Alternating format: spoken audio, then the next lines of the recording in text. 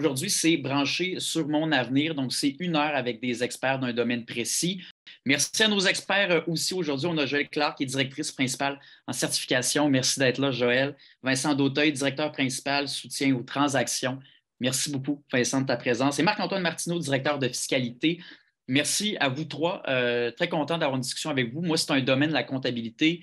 Travaillant dans les médias, c'est comme à l'opposé. Moi, je suis tout le temps en retard dans mes affaires, mes rapports d'impôts, je ne suis pas organisé, puis je ne suis pas vraiment à l'ordre non plus. Fait que merci d'avoir déjà structuré avec nous quand même. Je vais vous demander, puis la question, peut-être en commençant par Joël, tiens, mais pourquoi c'était important pour toi de te livrer aujourd'hui, je dirais, puis de parler de ton métier aux jeunes avec Jeunes Explos?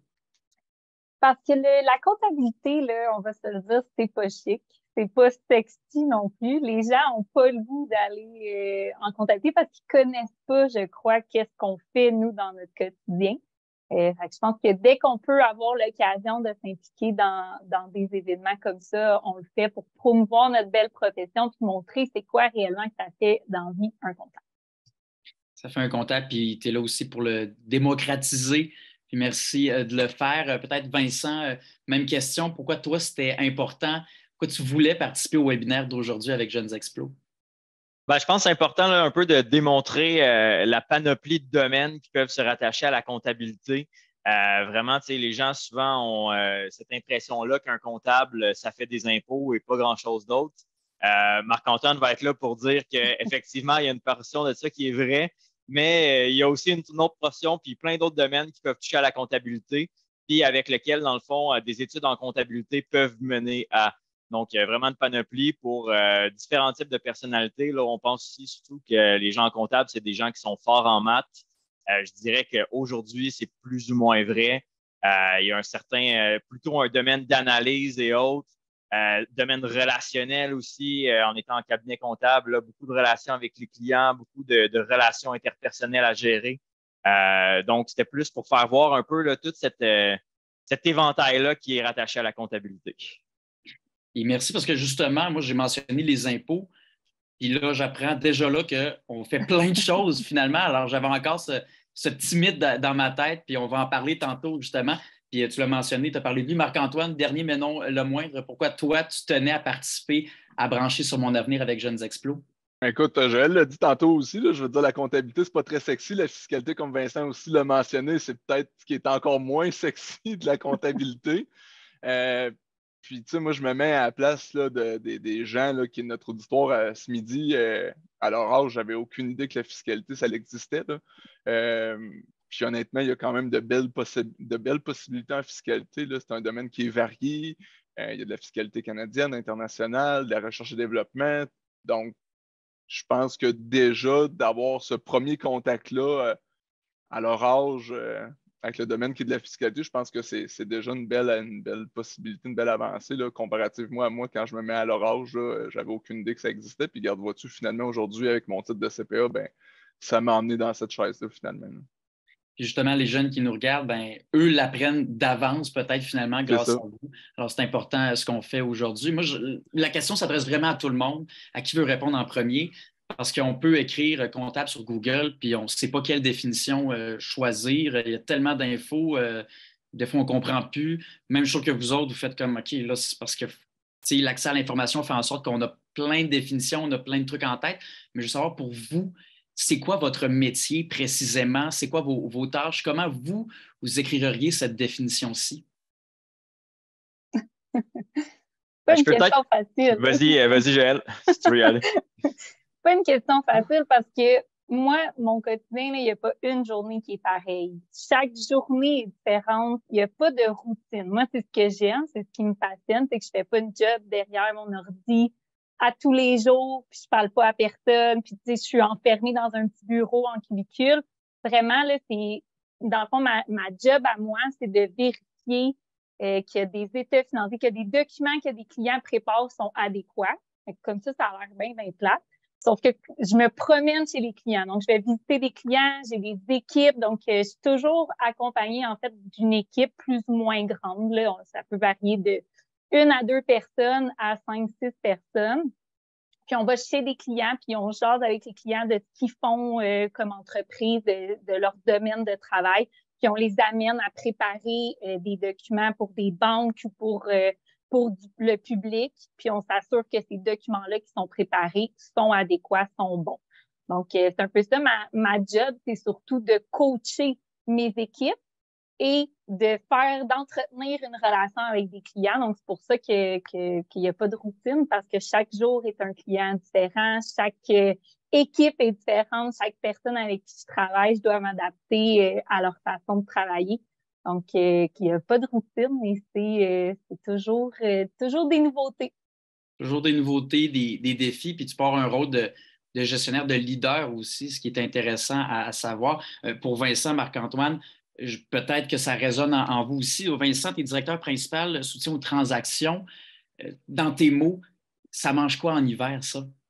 Bien, en fait, nous, ce qu'on fait concrètement, c'est qu'on accompagne des entrepreneurs qui cherchent soit deux choses, soit à acquérir des entreprises ou à vendre leur propre entreprise.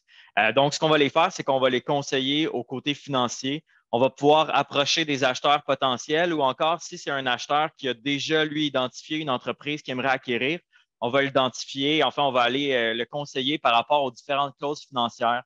On va s'assurer, est-ce que le prix payé reflète réellement la réalité de cette entreprise-là? C'est-à-dire, est-ce qu'il est en train de payer trop cher? Est-ce que c'est vraiment un bon deal? Est-ce qu'il y a des zones de risque qu'il n'avait pas identifiées précédemment ou des éléments qui pourraient ressortir? Est-ce que la culture de l'entreprise qui est en train d'acheter s'amère bien ou va de pair avec sa propre entreprise? Ou si encore les deux ne fonctionneront pas puis il n'est pas en train de faire une bonne transaction dans le cas présent? C'est un peu beaucoup de visites d'entreprise. On va aller vraiment sur place, on va visiter des usines, comprendre comment l'entreprise fonctionne, qu'est-ce qui est fait là-bas, les différents processus, les relations avec les fournisseurs, les relations avec les clients. C'est aussi une grosse portion de psychologie parce que quand on fait affaire avec des entrepreneurs qui ont passé leur vie à bâtir une entreprise puis qui cherchent à s'en départir ou qui cherchent à vendre, c'est un peu comme s'ils laissaient partir leur bébé ou ce dans quoi ils ont mis la totalité de leur vie. Fait qu'il y a beaucoup d'aspects émotifs de se départir de l'entreprise qui ont fait grandir au fil des années. Fait qu'il y a beaucoup de gestion par rapport à réussir à bien conseiller un entrepreneur, puis l'amener idéalement vers le bon côté, tout en gérant ce côté émotionnel-là. Puis les questionnements que lui peut vivre en même temps au travers du processus. Et Marc-Antoine, est-ce que ça ressemble plus à Vincent ou à Joël? Toi, comment tu définirais ton emploi? Ben, moi, de mon côté, de la façon assez simple que je pourrais résumer ça, c'est que je vais travailler dans les dossiers, par exemple, à Joël puis à Vincent pour aller. Joël disait, par exemple, qu'il prépare des états financiers pour ses clients. Donc, souvent, avec un état financier, bien, pour les entreprises, il y a une déclaration de revenus à préparer puis à soumettre aux autorités fiscales. Donc, moi, de mon côté, bien, je vais valider la conformité de ces déclarations de revenus-là puis s'assurer que les déductions qui sont réclamées, que les crédits d'impôt aussi qui sont réclamés, que les calculs sont adéquats, qui sont conformes. Donc, il y a cet aspect-là qu'on s'occupe en fiscalité. Mais aussi, d'un point de vue transactionnel, on va être en support aussi à des dossiers dans lesquels Vincent intervient. Donc, en achat ou en vente d'entreprise, on va s'assurer d'optimiser la structure corporative des clients. Donc, en cas d'achat, comment qu'on peut faire pour optimiser la structure du client. Donc, si on introduit une nouvelle entreprise dans cette structure-là, quelle entreprise l'achète pour maximiser là, je me répète, là, mais pour optimiser la structure. Puis de l'autre côté, dans un contexte de vente, il y a différentes déductions que les contribuables peuvent aller réclamer. Donc, à ce moment-là, est-ce qu'on est en situation présentement, juste avant la vente, d'optimiser la fiscalité des particuliers qui vendent dans le groupe corporatif aussi? Donc, on est-tu en mesure de réclamer la déduction pour gain en capital, entre autres? On a-t-il une purification à faire pour sortir des excédents de liquidité? Y a-t-il des terrains, des bâtiments que finalement les vendeurs souhaitent conserver? Donc, moi, de mon côté, c'est plutôt de cet aspect-là que je vais être en support dans des transactions comme Vincent là, opère de son côté. Puis... On voit quand même qu'il y a une multitude c'est varié aussi comme domaine, la comptabilité. Vous avez des emplois quand même, les responsabilités sont pas toutes les mêmes. Puis c'est bien de voir ça parce que parfois, j'ai l'impression qu'on a un mythe à propos de la comptabilité, des comptables. Hier, je parlais à une jeune comptable qui me disait qu'on pense encore parfois que c'est un métier de bas brun, comme elle a dit. Je trouve que l'expression est assez bonne. Moi, ça dit absolument tout ce que ça a à savoir. Je veux savoir, selon vous, et encore une fois, peu importe qui veut commencer, ça peut être Joël cette fois-ci encore, mais c'est quoi les mythes, selon vous, qu'on a vis-à-vis de la comptabilité? Puis si oui, comment vous, personnellement, il n'y a pas de mauvaise réponse, vous les expliquez? Bien, le bas brun, je pense, c'est le principal. La comptabilité, c'est vraiment des gens, excusez-moi l'expression, des gens drabes qu'on voit faire ce travail-là. Mais je pense justement, ça, c'est un mythe que de plus en plus, on tend à le casser. Ça part du recrutement. T'sais, nous, on est un cabinet comptable. Là, les trois, on travaille au même cabinet. Puis vous voyez qu'au sein du même cabinet, on fait tous des jobs différents. Mais ça part du recrutement, c'est-à-dire que moi, dans mon équipe, je recherche pas quelqu'un qui est, si on veut, qui n'a pas de personnalité. Parce que justement, mes gens avec qui je travaille, ils doivent interagir avec le client, ils doivent interagir avec d'autres gens dans notre même équipe. Tu as quasiment besoin d'avoir plus de relationnel, puis le comptable, ça s'apprend. Ça, c'est le facile, si on veut, à apprendre les normes comptables, puis le travail à faire, c'est quelque chose qui s'apprend. Mais il me faut quelqu'un qui a une personnalité qui est capable d'aller parler à un client, poser des questions, puis qui est capable aussi justement de développer aussi ce leadership-là, parce que plus tu montes dans les échelons dans mon département, mais j'imagine la même chose pour les gars aussi, plus tu montes dans les échelons, plus ton rôle devient justement de former les plus jeunes. Donc, si j'ai pas de capacité interpersonnelle, je peux pas après passer du temps à former les autres. Donc, vraiment, là, je dirais que moi, 70-75%, si c'est pas plus de ma journée, je la passe au téléphone ou sur place avec des clients, avec des employés. Puis, c'est pour ça que moi, je recrute en fonction de la personnalité et pas en fonction des notes et pas en fonction de la capacité analytique, parce que ça, c'est quelque chose que, selon moi, qui quand même peut s'apprendre, là, puis qui s'acquiert avec l'école aussi, là, que tu vois à l'école, mais la personnalité, bon, tu l'as ou tu l'as pas, là, pour fitter un peu avec. Mais ma mère me disait souvent, c'est le moment, la vraie nature, mais que c'était 50% personnalité, puis 50% aussi ton curriculum vitae dans à peu près tous les domaines. Je trouve ça intéressant de voir que c'est le cas aussi, que c'est un mythe finalement, les bas bruns. Pour vous, Vincent, Marc-Antoine, à quel point c'est la même chose aussi? Puis selon vous, c'est quoi la personnalité, entre guillemets, il n'y en a pas une, mais idéale pour un jeune ou une jeune qui veut aller en comptabilité? Ben, peut-être le reprendre un peu là, par rapport au bas brun, moi, j'ai l'impression que ça provient beaucoup d'antan, là, avant qu'il y ait les ordinateurs où les gens passaient les journées à écrire sur des feuilles papier quadrillées. Aujourd'hui, avec les outils technologiques, cette portion-là a beaucoup été automatisée. Puis, dans le fond, en fait, on mise sur des comptables qui ont beaucoup de personnalités, qui sont là dans des relations interpersonnelles, qui sont là pour faire des analyses et non pas juste des calculs. Donc, il y a beaucoup eu de changements par rapport à ça. Je dirais aussi qu'auparavant, c'était un milieu qui était beaucoup relié aux hommes. Maintenant, aujourd'hui, on retrouve possiblement plus que 50% de femmes dans notre domaine. Ça a aussi eu tendance à changer beaucoup, mais beaucoup l'aspect du travail, beaucoup les relations, en fait, les domaines des départements de finances dans les entreprises, les bureaux comptables. Donc, ça a eu un très fort changement également. Donc, je dirais, il y a beaucoup de ce côté-là qui a changé. Il y a beaucoup plus de pratiques, d'autres éléments qui tendent à faire en sorte que ça soit moins considéré comme juste quelqu'un dans son bureau qui est soit devant un ordinateur qui ne bouge pas ou qui est devant ses calculs, puis qui, en fait, qui cherche à éviter là, certaines relations avec d'autres personnes, là. Donc, je comprends bien, le travail d'équipe prend quand même une bonne place en comptabilité aussi. Oui, définitivement. Puis, Marc-Antoine, toi, c'est la même chose aussi. À quel point tu dirais qu'il y a du travail d'équipe dans ton domaine à toi, puis ton emploi précisément? Ben, écoute, clairement, là, je veux dire, nous, en fiscalité, on travaille en équipe. Là, je veux dire, un peu comme Joël le mentionnait tantôt, je veux dire, moi, j'ai à superviser des gens dans mon équipe qui vont réaliser les mandats. Je vais m'occuper de la révision des dossiers, du recrutement.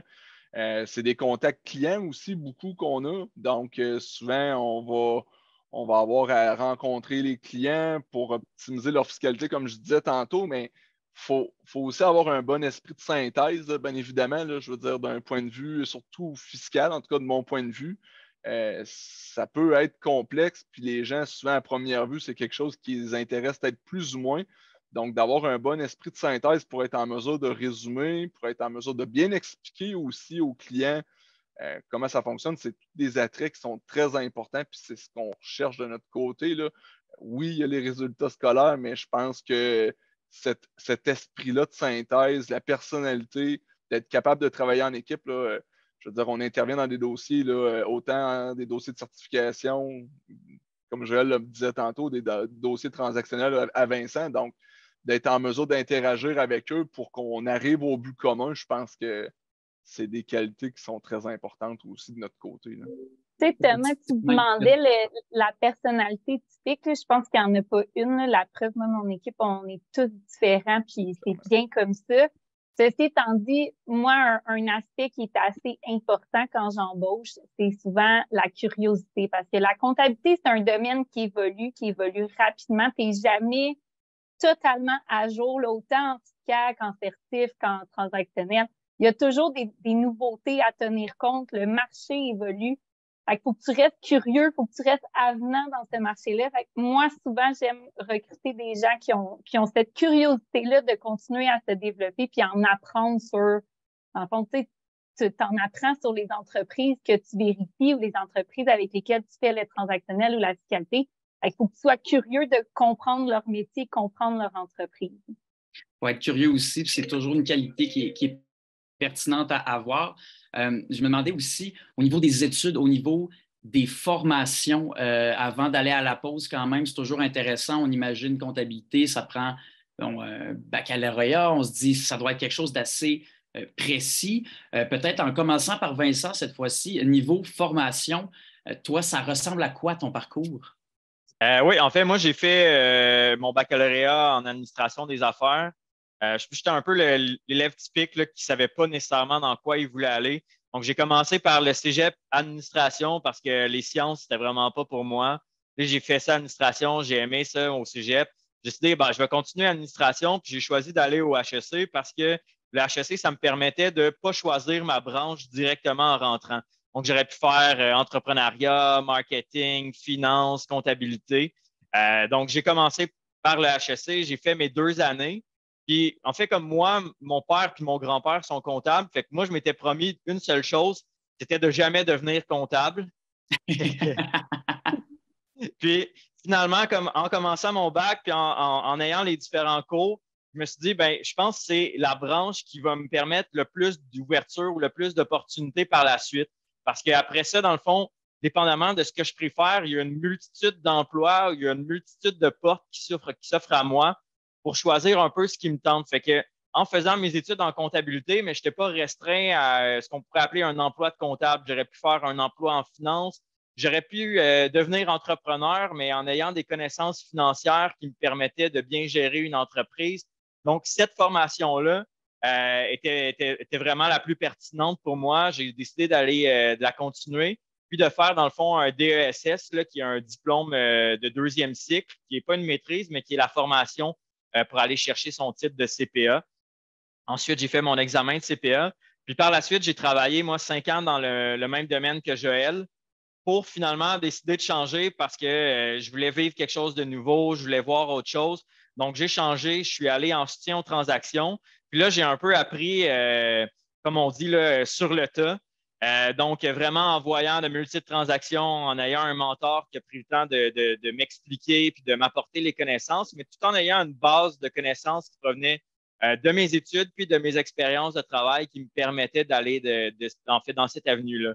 Puis, c'est-à-dire aussi que je travaille aussi beaucoup avec des gens qui ont un background qui est beaucoup plus en finance qu'en comptabilité, des ingénieurs également. Donc, je dirais il y a une multitude de domaines pour finalement un type d'emploi qui est relativement similaire.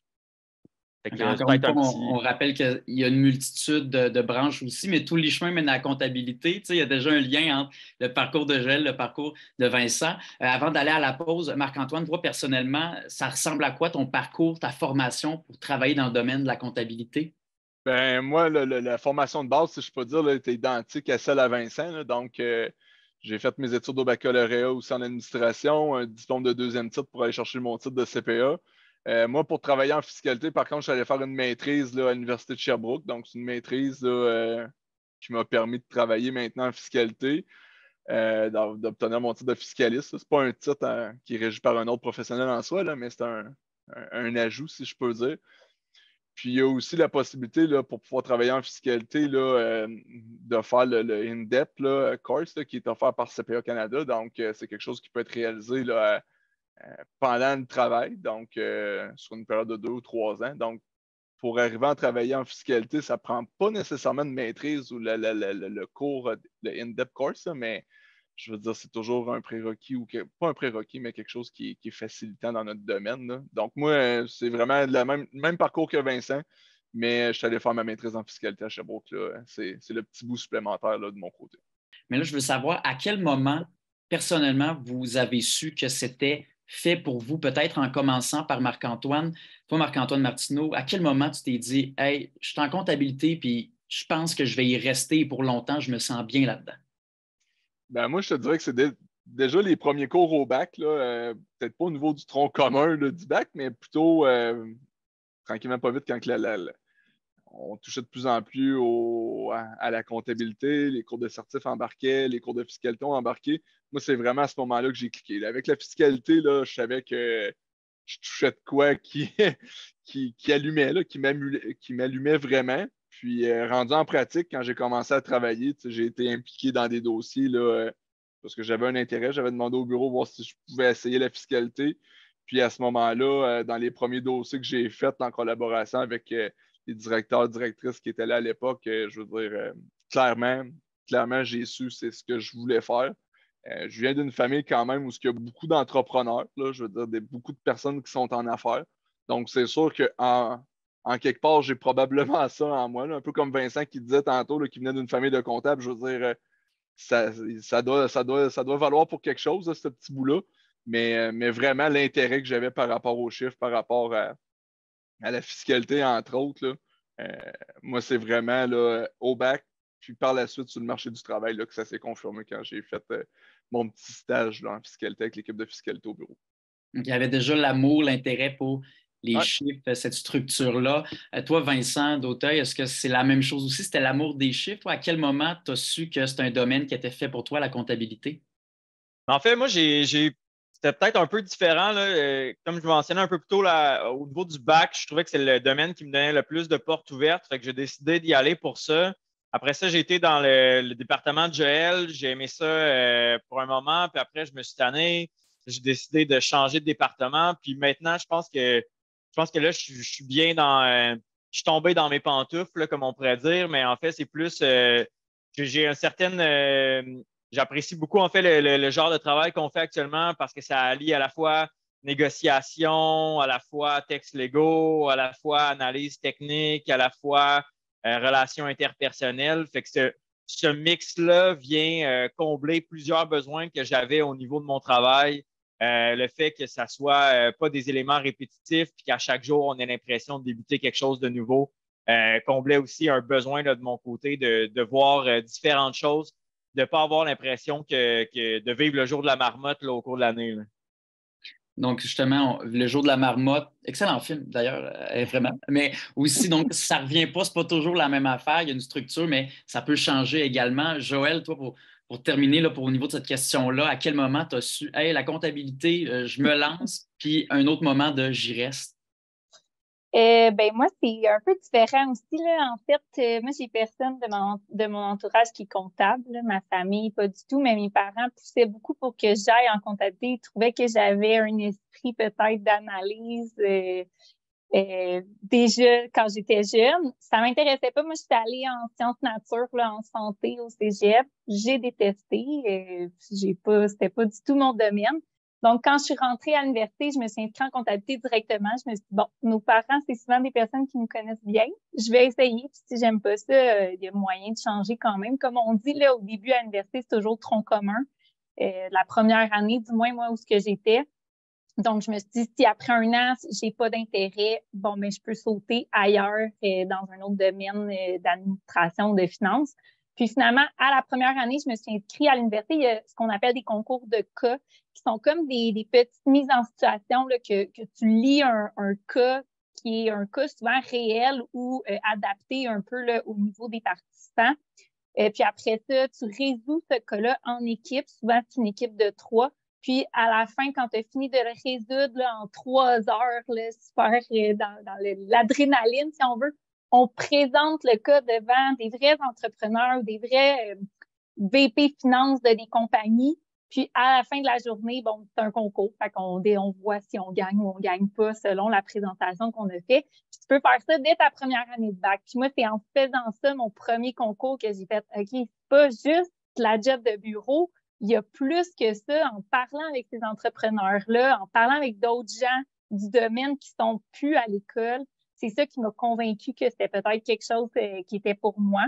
Puis aujourd'hui, souvent, je m'implique, bon, comme aujourd'hui, où je m'implique dans les écoles à aller juger les concours de cas parce que je me dis, c'est là, moi, que j'ai été convaincue que c'était pour moi. Fait que je veux un peu redonner l'appareil aux gens. Puis ça brise aussi notre quotidien de job normal. Là. Ça fait du changement dans notre journée d'aller passer une journée à l'université à juger des concours de cas des étudiants. C'est bien aussi que tu mentionnes de redonner aussi parce que c'est ce que vous faites les 3 avec les jeunes qui nous regardent avec Jeunes Explos aujourd'hui. D'ailleurs, s'il y en a qui ont des questions, on peut encore les écrire. Là, on a jusqu'à 13 heures là, dans la boîte de discussion en dessous de votre écran. Moi, je vais faire le relais avec nos 3 experts aujourd'hui. Un peu plus tôt, à brancher sur mon avenir, on a parlé de certaines qualités à avoir. On a parlé de la curiosité, mais je veux savoir, vous, personnellement, quelles qualités vous avez développées dans votre parcours pour en arriver là? T'sais, on ne parle pas de qualité nécessairement, il faut l'avoir, sinon on ne pourra pas aller là-dedans parce qu'on peut tout le temps s'améliorer. C'est une belle chose qu'on peut faire dans la vie. Quelles qualités vous avez personnellement tenté d'améliorer dans votre parcours en comptabilité, peut-être en commençant par Vincent? Moi, je dirais un peu, en fait, c'est un peu spécial, là, mais plus mon approche avec les gens, c'est-à-dire des fois, plutôt que d'aller avec la méthode qui est directe puis la confrontation, tu sais, des fois, mettons, on relevait certaines problématiques dans le cadre de transactions, puis la façon de les amener avec la partie adverse, c'est-à-dire que, par exemple, si on représente un acquéreur d'une entreprise puis que lui voit certaines problématiques, qu'il veut les refléter aux vendeurs ou encore négocier sur le prix d'achat, c'est plutôt que d'arriver et d'exposer directement ces problématiques-là, c'est un peu d'utiliser le côté politique pour faire en sorte que ça passe bien, pour faire en sorte d'arriver à une entente, parce que à la fois, ce qu'on veut, c'est que notre point soit entendu, mais ce qu'on veut avant tout, c'est de ne pas faire tomber la transaction, c'est-à-dire que l'autre personne ne se mette pas sur ses gardes puis dire, regarde, si c'est de même, moi, je revire de bord puis je ne veux plus rien savoir. C'est plus cet aspect-là qui est peut-être plus ou moins directement lié à la comptabilité, là, je suis d'accord, mais qui est quand même vraiment très, très utile dans le cadre de mon travail. Je pense aussi c'est un côté qui est très utile dans le cadre de n'importe quel travail, c'est-à-dire avec les relations interpersonnelles, que ce soit avec son supérieur, avec ses collègues ou autres, d'essayer d'affiner un peu nos approches face aux différentes personnalités qu'on a devant nous. C'est quelque chose qui est très important à développer, là. Marc-Antoine, toi, dirais-tu que c'est un peu la même chose que Vincent? Toi, personnellement, quelle qualité tu as tenté de peaufiner ou de développer pour en être là où tu es en comptabilité? Bien, clairement que je rattache au point de s'adapter aux personnalités qui sont en avant de nous. Là. Je veux dire, ça, c'est un point qui est super important. Là. Je veux dire, d'un client à l'autre, les personnalités sont différentes. L'approche qu'on doit prendre avec ces gens-là, il faut s'adapter d'une personne à l'autre. Parce que dans tous les cas, je veux dire, l'important au bout du compte, c'est que le client soit content du service qu'on lui offre et de la façon aussi qu'on le livre. Donc, d'une personne à l'autre, là, le livrable ou de la façon qu'on le communique doit être différent. Cette adaptation-là est super importante. Puis de l'autre côté, ça se rattache un petit peu en bout de ligne, là, mais c'est vraiment, tu sais, oui, on parlait tantôt d'avoir un bon esprit de synthèse pour pouvoir exercer le métier de la profession de CPA, mais je pense que d'adapter aussi les explications puis de la façon qu'on amène le résumé de la situation au client dans ce contexte-là, entre autres, là, ça aussi, c'est quelque chose que j'ai dû peaufiner avec le temps, là, avec l'expérience que j'ai acquise. Joël, toi aussi, j'imagine, il y a des qualités, des traits que tu te dis, OK, ça, c'est peut-être un défi, mais c'est un défi stimulant, puis je vais essayer de peaufiner cette caractéristique de ma personnalité, cette qualité-ci. Toi, c'était quoi?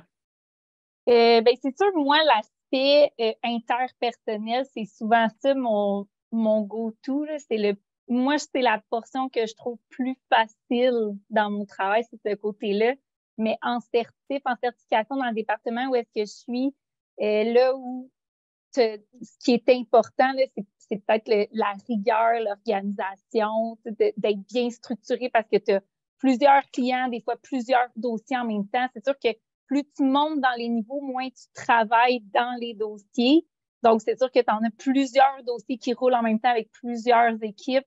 Donc, c'est d'être capable de gérer tout ça, de se revirer des fois sur un dizaine parce qu'il t'est arrivé une situation X qui n'était pas prévu, qu'on a quand même un délai ou un échéancier à respecter. Peut-être ce côté-là plus d'organisation puis d'adaptabilité, si on peut dire. C'est peut-être ça, moi, qui a été plus mes défis parce que le côté interpersonnel, là, souvent, je suis une bonne jaseuse, là, puis une bonne... une personne qui est assez à l'aise avec les gens, là, donc j'ai pas de problème à ce niveau-là d'habitude. L'adaptation, la curiosité, encore une fois, des qualités quand même qui reviennent chez vous trois en l'occurrence.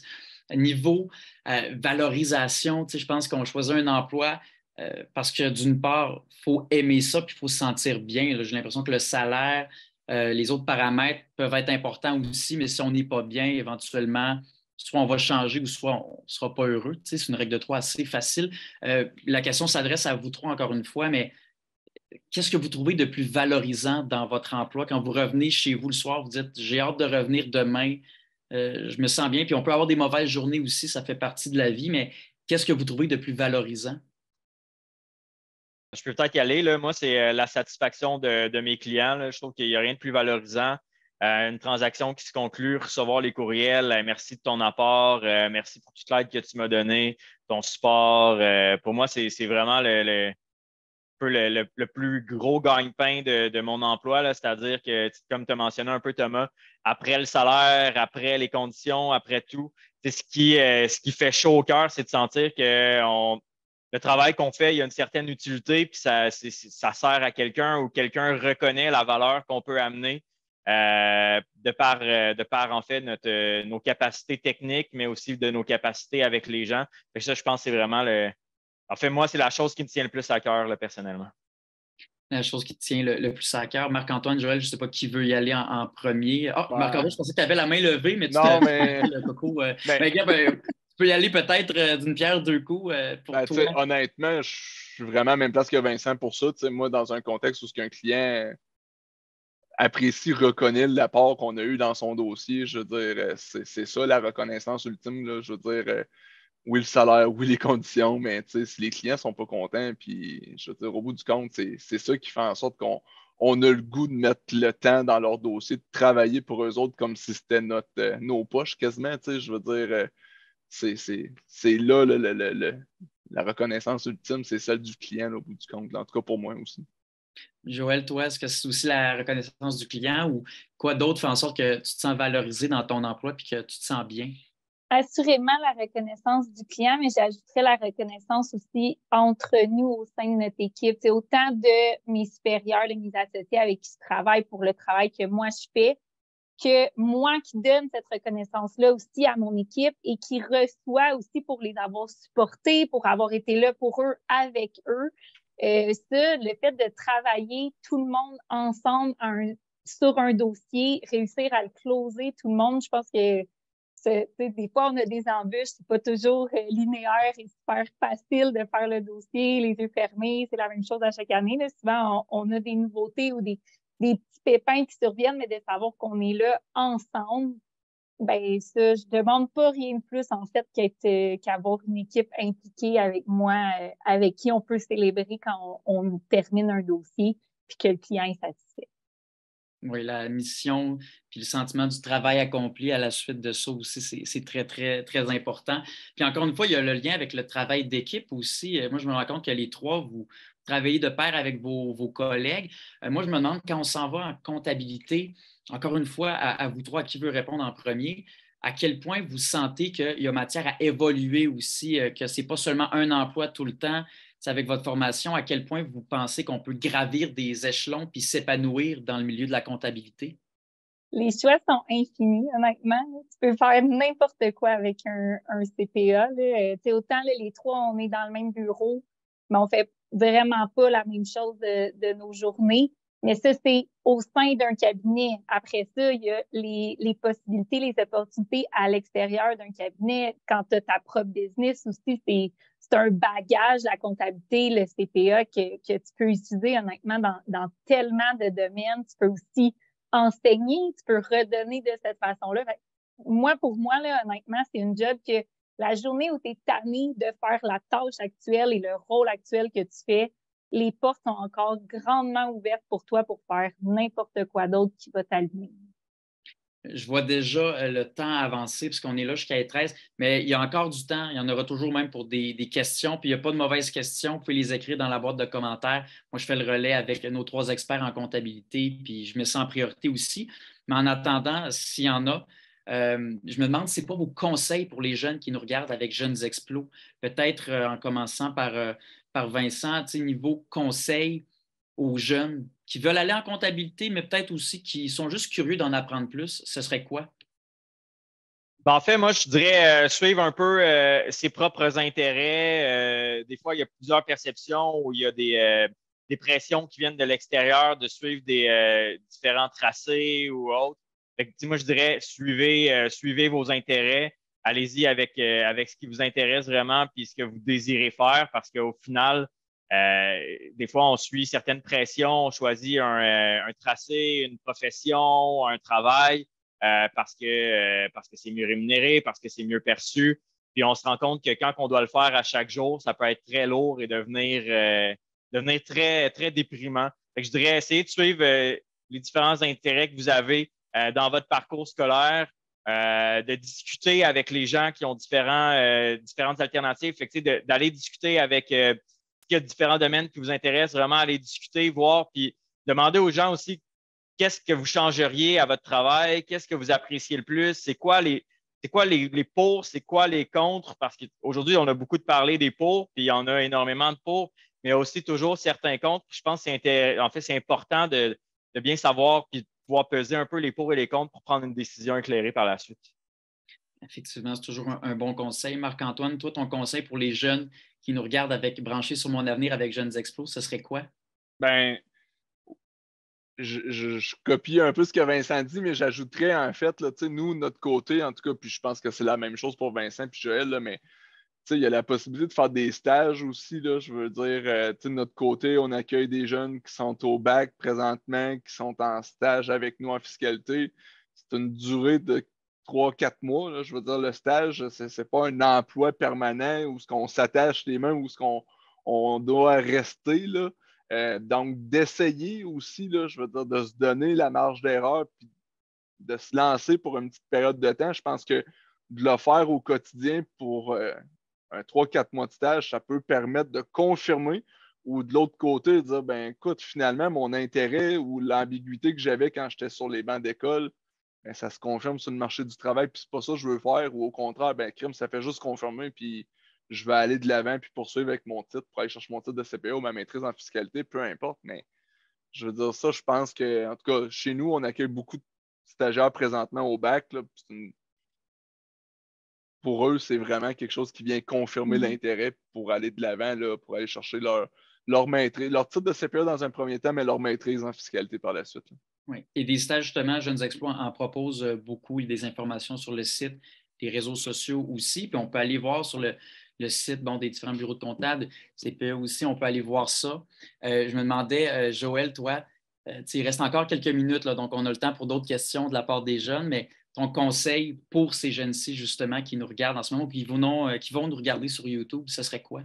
ce serait de ne pas s'arrêter aux perceptions. Tu sais, le métier de comptabilité, c'est pas attirant, on le dit d'emblée en commençant, ça ne semble pas attirant, mais quand tu rentres dedans, ça l'est, puis c'est tout plein d'opportunités, tout plein de possibilités pour que chacun trouve son chemin, chacun trouve l'emploi qui lui convient dans ce domaine-là. Mais pour ça, il faut que tu y ailles. De ne pas s'arrêter à la perception de base ou aux commentaires que les gens... On les a tous, là, puis encore aujourd'hui, on fait ça depuis plusieurs années. Puis notre entourage est encore, mentionne encore que c'est une job, bon, plate. Mais après ça, ils nous voient, ils voient nos personnalités, puis ils savent bien que c'est pas une job qui est plate ou qui est linéaire, là, qui se ressemble de jour en jour. Arrêtez pas aux perceptions, puis tu sais, lancez-vous ne serait-ce que pour essayer un stage comme Marc-Antoine dit pour voir si c'est quelque chose qui pourrait vous plaire. Voilà, il faut essayer. Puis on reparle des bas bruns. Vos bas, vous trois sont bien colorés, je vous le confirme. Voilà, puis il y en a pour tous les goûts finalement, c'est très, très varié. Il reste quelques minutes encore. Je vous laisserai, à moins qu'il y ait des questions des jeunes, mais c'est en rediffusion sur YouTube, alors c'est jamais perdu. Mais je vous laisserai peut-être le mot de la fin, chacun votre tour, peut-être en commençant par Marc-Antoine. Si jamais il y a quelque chose à ajouter, ça peut être un sujet qu'on n'a pas couvert, ça peut être une blague, une insulte, absolument n'importe quoi. Peut-être en commençant par toi, Marc-Antoine, est-ce que tu aurais quelque chose d'autre à ajouter au webinaire d'aujourd'hui? Ben, tu sais, honnêtement, pour la fiscalité, là, je veux dire, on en a parlé quand même sommairement, mais on comprend que le métier de CPA, là, je veux dire, c'est plusieurs portes qui sont ouvertes pour plusieurs possibilités. Juste en fiscalité, tu sais, il y a de la fiscalité canadienne, il y a de la fiscalité internationale, il y a de la recherche et développement, il y a de la taxe à la consommation. Je veux dire, juste en fiscalité, je suis capable de te nommer pratiquement 5 ou 6 équipes qu'on a à notre cabinet qui travaillent en fiscalité. Puis avec tous les services qu'il y a par ailleurs au bureau là, qui sont offerts, puis que ce soit des CPA qui travaillent dans ces équipes-là, je veux dire, la panoplie de services, la panoplie de travail qui nécessite des gens chez nous comme CPA, je pense que c'est quelque chose qui permet aux jeunes de dire, ben écoutez, j'essaie quelque chose, puis si ça ne marche pas, je peux transférer d'un service à un autre ou essayer jusqu'à temps que je trouve vraiment ma place au bureau. C'est quelque chose qui est offert, puis je pense que c'est quelque chose qui doit être fait aussi. Là. Vincent, toi, quelque chose à ajouter? Est-ce que ça résonne aussi ce que Marc-Antoine vient de dire? Toi, comment tu terminerais ce webinaire? Oui, ben en fait, je dirais, si vous avez un intérêt par rapport à la comptabilité, par rapport au domaine des finances, en fait, j'ai la conviction que c'est un domaine d'études qui va pouvoir vous permettre de trouver un emploi ou une profession qui va pouvoir convenir à vos besoins par la suite, là. Donc, n'hésitez pas puis à vous lancer. Voilà. Puis Joël, la pression là, d'être la dernière finale, mais il n'y en a pas du tout, je te rassure. Est-ce que tu aurais quelque chose à ajouter là, dans le cadre de la semaine de la comptabilité? Bien, mes collègues ont très bien résumé, là, mais j'espère qu'aujourd'hui, le fait de voir un peu de nos trois personnalités vous aide à voir que notre job est fun puis que c'est intéressant de rentrer dans notre domaine. Je pense que c'est un domaine qui gagne à être connu puis que les stéréotypes de ce domaine-là gagnent à disparaître. Donc, on essaye de promouvoir ça. Puis si on peut avoir convaincu une ou deux personnes aujourd'hui, moi, ça va faire bien mon bonheur. Assurément. Puis il n'y en a pas de bas bruns, donc on pourra garder ça en tête aussi. Merci vraiment à vous trois pour votre temps. C'était hyper intéressant. Merci à tout le monde, les jeunes, les moins jeunes aussi qui étaient là dans le webinaire d'aujourd'hui, branchés sur Mon Avenir avec Jeunes Explos. Joëlle Claire, directrice principale en certification. Vincent Dautreuil, directeur principal, soutien transactions et Marc-Antoine Martineau, directeur de fiscalité. Un gros merci. C'est en rediffusion sur YouTube. Puis si jamais il y en a, d'ailleurs, Julie dit un grand merci, très intéressant. Je suis 100% d'accord avec toi, Julie. Puis on est de retour avec Jeunes Explos demain à 12h45 aussi encore dans le cadre de la semaine sur la comptabilité. Donc à tout le monde, une très, très belle fin de journée. Merci. Merci, au revoir.